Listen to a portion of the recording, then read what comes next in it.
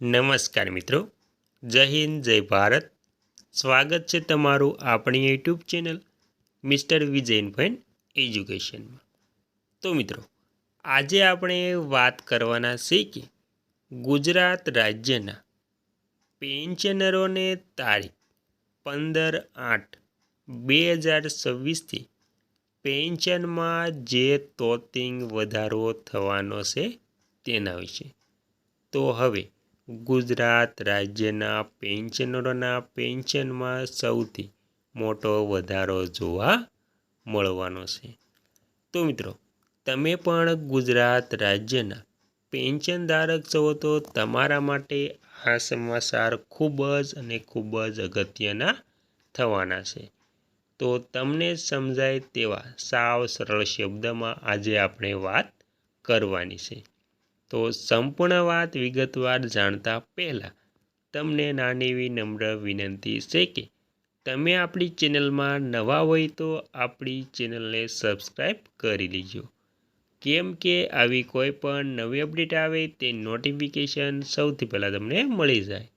અને વિડીયો ગમે તો લાઈક કરવાનું ભૂલતા નહીં.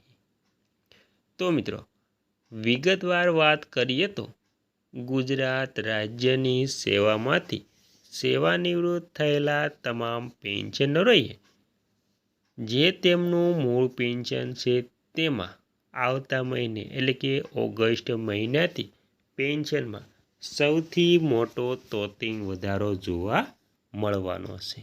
કેમ કે ગુજરાત રાજ્ય સરકાર વર્ષમાં 2 વાર મોંઘવારી ભથ્થામાં વધારો જાહેર કરે છે.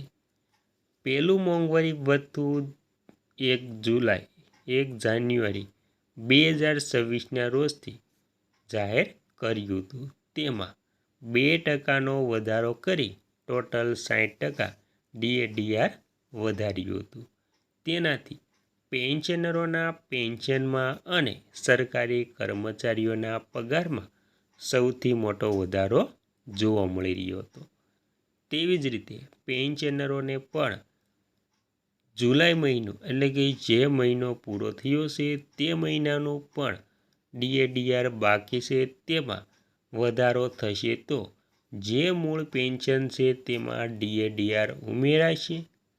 તે ઉપરાંત જે મેડિકલ ભથ્થું 1000 રૂપિયા મળતું હતું તે પણ તેમાં ઉમેરાશે.